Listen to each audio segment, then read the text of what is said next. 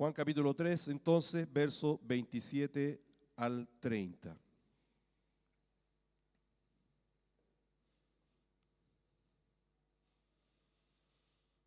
Dice el Evangelio: respondió Juan y dijo: no puede el hombre recibir nada si no le fuere dado del cielo. Vosotros mismos me sois testigos de que dije: yo no soy el Cristo, sino que soy enviado delante de él. El que tiene la esposa es el esposo, mas el amigo del esposo, que está a su lado y le oye, se goza grandemente de la voz del esposo. Así pues, mi gozo está cumplido. Es necesario que él crezca, pero que yo mengüe. Y voy a centrarme la reflexión de esta noche en el verso 30. Es necesario que él crezca, pero yo mengüe. El título de esta reflexión es un estilo de vida semejante a Jesús. La Nueva Traducción Viviente dice el mismo versículo: él debe tener más importancia que yo. Importancia y yo menos. Mire qué interesante lo que nos plantea esto. Él debe tener cada vez más importancia y yo menos. Y el propósito de esta reflexión está en que examinemos nuestro estilo de vida a la luz de cómo los evangelios nos hablan de nuestro Señor Jesucristo. Algunas cosas previas para ir de lleno al texto. Hoy existen varios calificativos para los tiempos en que vivimos. Hay muchos autores que hablan, por ejemplo, de una sociedad posmoderna, de una modernidad tardía, una modernidad líquida. Otros hablan de una sociedad del conocimiento, la era tecno-digital, etc. Pero hay algo en común, hay un denominador en común que tienen todos estos autores, y otros más, obviamente. Es que todo se centra en el individuo. Eso es el foco, todo se centra en el individuo. Y ya el paradigma que guía estos tiempos no está en una creencia o concepciones fuera del individuo, sino que ahora el paradigma es el propio individuo. Y esto es lo paradójico y también fuerte en lo cual estamos viviendo. Por mencionar, el autor Gilles Lipovetsky, que es un francés, en su libro La Era del Vacío, escribe que en estos tiempos hay un resurgimiento del narcisismo, habla de un neonarcisismo y un profundo proceso de personalización. Por otro lado, el autor Zygmunt Bauman, en su libro La modernidad líquida, habla también de una explotación de la elección de la libertad individual. Y este autor, que es bestseller hoy día, Jules Hans, habla en sus libros en general de un exceso del positivismo, vale decir, de promover todo lo que sea realización personal. Es muy interesante todo esto y marca un paradigma, repito, en el cual estamos inmersos todos. Al pensar en la vida de Jesucristo, nos encontramos con otro paradigma, el cual define el estilo de vida de lo que nos decimos cristianos. Porque Jesucristo comprendió la realidad de Dios y la realidad del prójimo, del otro, de una manera diametralmente opuesta a lo que le tocó vivir en su tiempo, el sistema político religioso o la cultura de la época. Preguntémonos cómo fue Jesús ante Dios y los hombres. Tengamos eso en nuestros corazones. Y la respuesta, hermanos amados, solo la podemos hallar en los evangelios. Jesús se nos presenta en toda situación de vida, en toda circunstancia, en toda experiencia vital que tengamos. Como muchos autores también hablan de él, como el enteramente otro. Por nombrar Søren Kierkegaard, pensadores cristianos, Karl Barth, Rudolf Bultmann, entre muchos más, hablan de esa cualidad tan maravillosa del Señor Jesucristo, que Él se presenta como el enteramente otro. ¿Qué quiere decir esto? Que quien sea cautivado por Jesucristo, su pensamiento, sus intereses más íntimos, sus afectos más profundos, sus anhelos, todo lo que quiera emprender, ya sea de manera personal o colectiva, sus decisiones, sus relaciones, toda resolución de vida, todo toma un tono distinto, toma un norte distinto, porque algo sucedió en su corazón. Y lo que se asienta en el alma de quien sea cautivado por Jesucristo es que quiere conocerlo a Él y ser como Él en esta vida. Alabado sea nuestro Señor Jesucristo.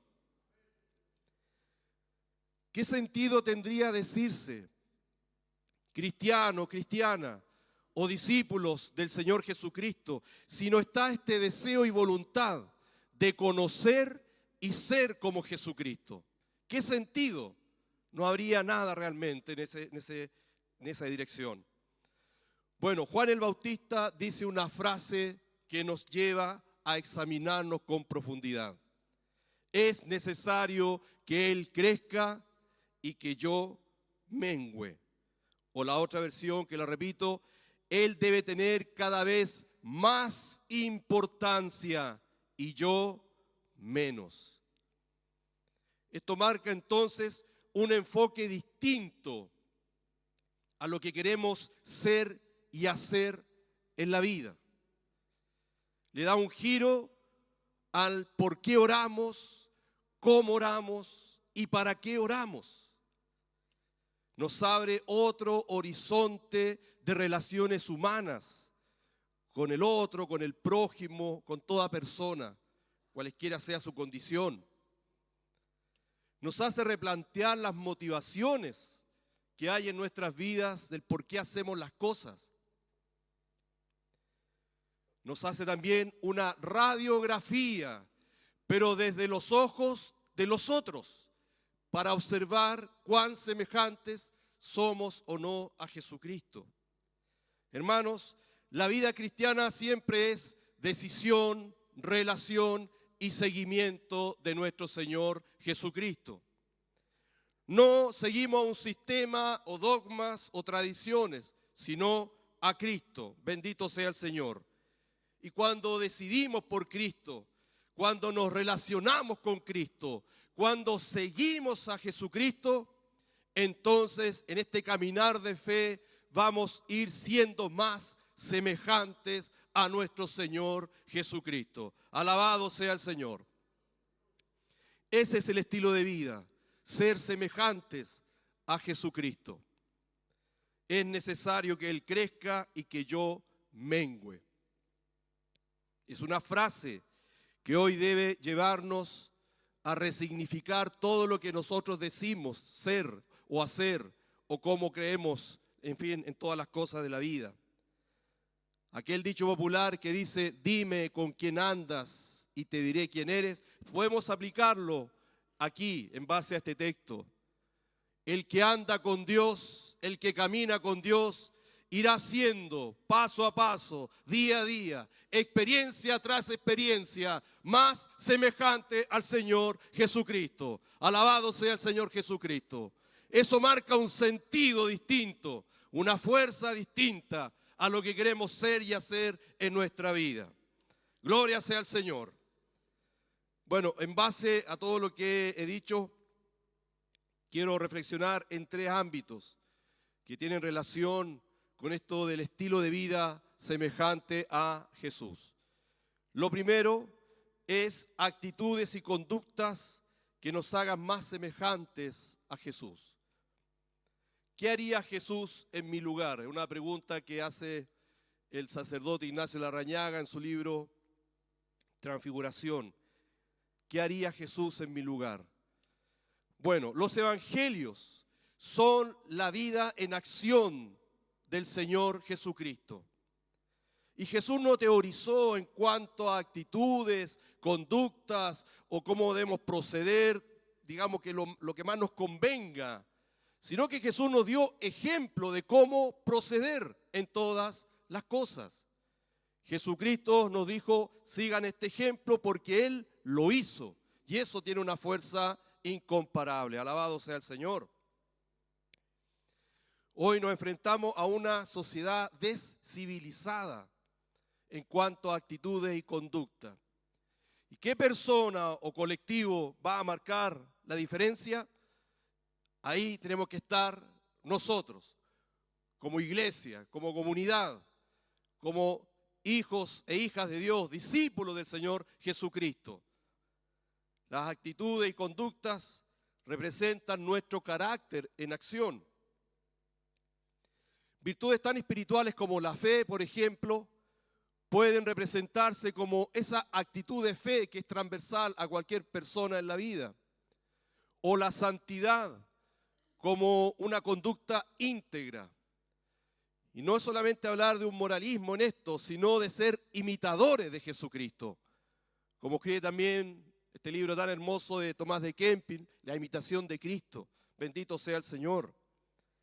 Entonces, frente a las presiones, frente a todo lo que pone en cuestionamiento nuestra valía como personas, y quizá el otro lado de la moneda, frente a las adulaciones, reconocimientos, valoraciones o alabanza, en toda situación de vida, favorable o desfavorable, Jesucristo tiene que hacerse presente en nosotros. Ser más semejantes a Jesucristo. Sea el Señor glorificado. Hay un texto muy interesante que está en 1 de Pedro 2:23, que nos habla de manera muy particular cómo fue el proceder de Jesucristo. Dice, quien cuando le maldecían no respondía con maldición. Cuando padecía no amenazaba, sino encomendaba la causa al que juzga justamente. Preguntémonos, ¿cuál es nuestra actitud y por consiguiente nuestro proceder, nuestras reacciones cuando recibimos insultos, ofensas, agravios, que son sinónimos de esta palabra que aparece en el texto de Pedro, maldecían? ¿Qué hizo Jesucristo? Dice la palabra del Señor, Él no respondía. Y eso dice mucho. Dice mucho de cómo es nuestro carácter, cómo son nuestras actitudes, nuestras conductas en toda experiencia y situaciones de vida. Jesús no respondía. ¿Lo hacía porque quedaba tan afectado que no pudo sacar el habla? ¿O tenía una fuerza de voluntad inquebrantable? Pueden haber más preguntas sobre ese acto de Jesús. Lo importante es que Él no respondía. Y eso dice mucho, repito, para que nosotros estemos atentos. ¿Cómo somos ante el sufrimiento causado por otro? ¿Somos libres de cualquier actitud de amenaza, venganza? Jesús dice que cuando padecía no amenazaba. Y es pan de cada día lo que se ve hoy en las relaciones entre todas las personas. Cuando alguien sufre por causa de otro, siempre está como ese resentimiento o esa actitud de indiferencia o de bloquear hoy día con tanta liviandad en las redes sociales y tantas cosas que lo vemos a diario. Palabras que denostan, que difaman, que calumnian, en fin. Pero Jesucristo no amenazaba cuando padecía. Y por último, descansamos totalmente en Dios, encomendando todo lo que nos provoca conflicto, en especial cuando estos surgen con otras personas. Jesús, dice la Escritura, encomendaba la causa al que juzga justamente. Alabado sea el Señor Jesucristo. Nuestro estilo de vida, nuestra vida in situ, tiene que ser semejante a Jesucristo en todas las cosas. Es una decisión del día a día hacer menguar, decrecer, disminuir los intereses y actitudes del propio yo y seguir las pisadas de Jesucristo. Como lo señala el mismo apóstol en su carta, el verso 21, dice, pues para esto fuisteis llamados, porque también Cristo padeció por nosotros. Gloria sea al Señor, dejándonos ejemplo para que sigáis sus pisadas. Sea glorificado el Señor. Entonces esto es lo primero, actitudes y conductas que nos hagan más semejantes a Jesús. Lo segundo, relacionarnos con el otro como Jesús lo hizo. Bueno, en cuanto a las relaciones humanas, podemos quizás investigar mucho sobre los impedimentos que tenemos de alguna u otra forma nosotros. Hoy día la psicología social ha hecho buenos aportes y podemos aprender. Pero lo que quiero relevar es cómo Jesús fue ante los otros. Eso es lo cautivante, lo hermoso y que nos llama cada día cuando leemos los evangelios. Hoy, como dije al principio, el otro ha desaparecido del horizonte de las personas. Y la generación presente no mira más allá de la frontera de su propio yo. Pero Jesús tenía muy presente al otro, al prójimo, en su propia vida. Eso es hermoso. Y a eso tenemos que siempre propender e ir cada día. Bueno, señalemos 5 características de esta realidad que tiene el Señor Jesucristo. Primero, su mirada compasiva frente a las personas, porque comprendía la realidad de las personas. Y ese texto tan hermoso de Mateo 9:36 que nos dice que Él veía las multitudes y tenía compasión de ellas, porque veía que estaban desamparadas y dispersas como ovejas sin pastor. El individualismo de hoy no puede ver al otro porque no lo comprende. No comprende su realidad, su necesidad, lo que está viviendo y sufriendo. Porque está justamente, como hablaba el pastor Eduardo el domingo, está como encorvado a sí mismo. Así está la gente de hoy. Pero Jesucristo tenía una mirada compasiva porque veía al otro en su realidad, en sus necesidades. Sea glorificado el Señor. En segundo término, o una segunda característica, es la prontitud para hacer el bien a quien se lo pidiera. Se acercó a él el centurión y le rogó porque su siervo estaba gravemente enfermo. Y el Señor, tan pronto para hacer el bien, le dijo: yo iré y le sanaré. Bendito sea el Señor Jesucristo. Tercero, su acción compasiva ante el sufrimiento de las personas. Jesús venía camino hacia Naín, a la ciudad de Naín, y cerca de la ciudad se encuentra con un cortejo fúnebre. Llevan a un joven a enterrarlo, hijo único de una mujer viuda. Y Jesús vio a esa mujer, su realidad, la comprendió. En esos tiempos era tan difícil. Primero ser viuda y más encima su único hijo que muriese. Jesús, compadecido de ella, se acercó y le dijo: mujer, no llores, no llores. ¿Cuántas personas están en esa condición en la cual nosotros podemos acercarnos y decirle: no llores? Pero Jesús también hace otra acción compasiva. Se acerca al féretro y le dice: joven, a ti te digo, levántate, alabado sea el Señor. Hoy día hay muchas cosas que la gente trata de empatizar frente al dolor ajeno, en fin. Pero falta la otra parte, esa acción. No basta con decir: sí, te acompaño en oración, o con los símbolos que hoy día se usan en las redes. Necesito ir y hacer la acción compasiva como Jesucristo lo hizo con esta viuda. Cuarto, su agenda era suplir las necesidades de los demás. Y esto nos confronta fuertemente a cada uno. Mateo 8 relata cuando Jesús desciende del monte y con toda la obra que está haciendo llega a la noche y le traen una multitud de gentes con problemas, endemoniados, enfermos, en fin. Y a todos los sanó y los liberó. Eso aparece en Mateo 8:16. Esa era su agenda, suplir las necesidades del otro. Y por último, su interés en conocer las personas y dar esperanza. En ese diálogo tan interesante que tiene con la mujer samaritana, finalmente la mujer vuelve, ¿cierto?, a su pueblo y empieza a decirle a todas las personas: vengan, vengan, porque hay un hombre que me ha dicho todo lo que he hecho. ¿No será este el Cristo? ¿Qué nos señala esto? La gente tiene una profunda necesidad de ser escuchada, de que le interpreten la vida. Y el Evangelio es lo mejor que interpreta la vida de las personas. La palabra de Dios tiene una interpretación real de las necesidades más profundas. Alabado sea el Señor. Y nosotros tenemos que ir como Jesucristo fue y habló e interpretó la vida de esa mujer. Y por eso es que sintió tanta libertad. A eso estamos llamados. Estamos llamados entonces a ser semejantes a Jesús con relación a cualquier persona con las cuales podamos relacionarnos.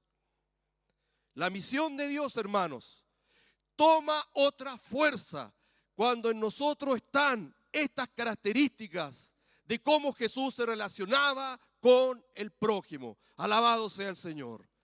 Todo distinto. Toma otra fuerza, una mirada compasiva, una prontitud para hacer el bien, una acción compasiva con quien se me cruce. Bendito sea el Señor. Tener esa agenda abierta para suplir las necesidades del otro y interesarse en conocer a las personas, pero para dar una palabra de esperanza. Hoy día se habla mucho de la escucha activa, pero hay algo más profundo. Hablemos de una escucha compasiva, una escucha por dar salvación, porque esa persona encuentre el sentido de Dios en su existencia. Alabado sea el Señor. Es maravilloso lo que hace nuestro Dios.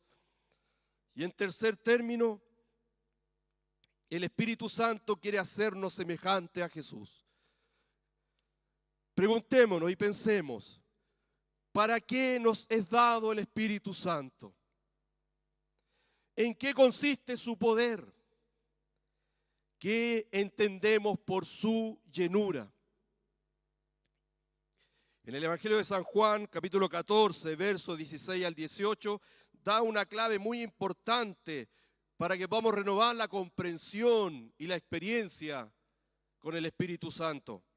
Dice el texto, y yo rogaré al Padre, y os dará otro consolador, para que esté con vosotros para siempre, el Espíritu de verdad, del cual el mundo no puede recibir porque no le ve ni le conoce. Pero vosotros le conocéis porque mora con vosotros y estará en vosotros. No os dejaré huérfanos, vendré a vosotros.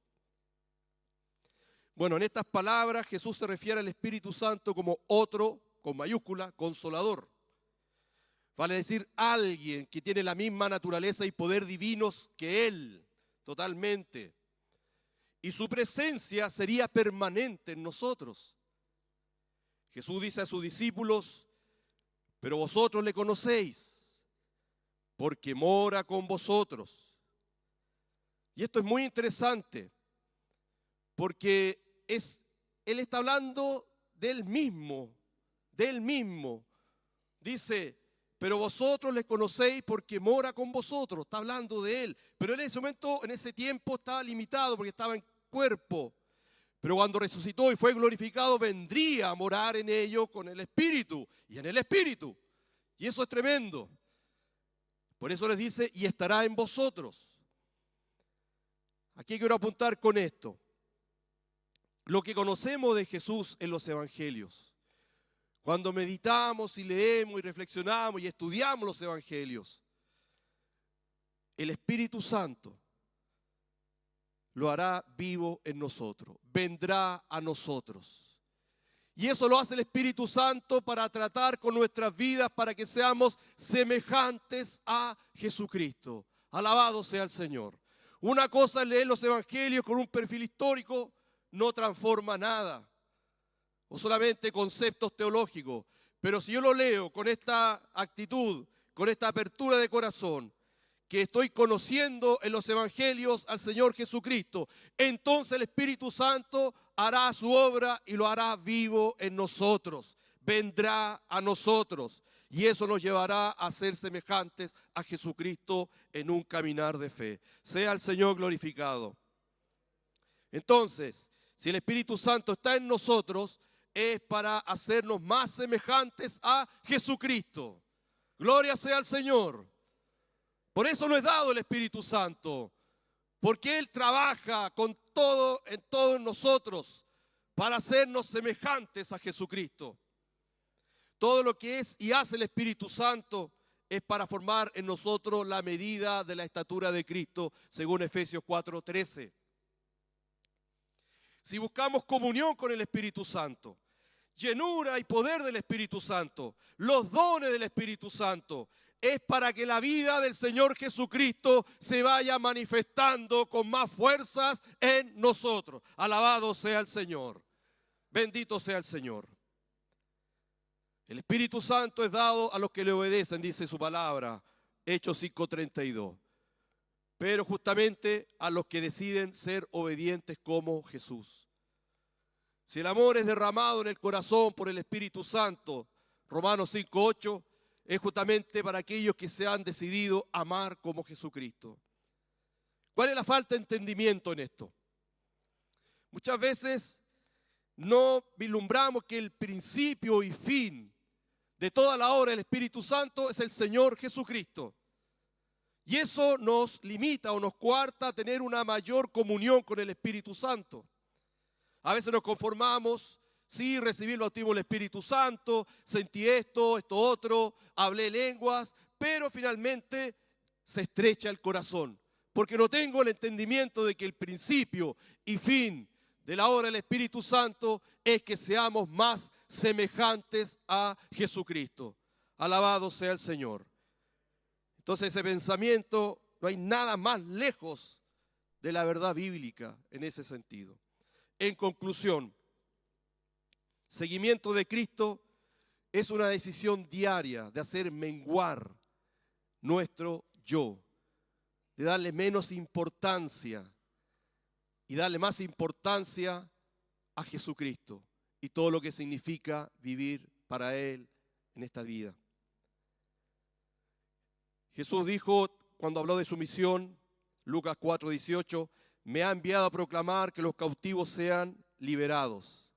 Hoy día este fuerte individualismo es una cautividad y de la cual tenemos que examinarnos profundamente, porque el Espíritu Santo quiere liberarnos de esa cautividad.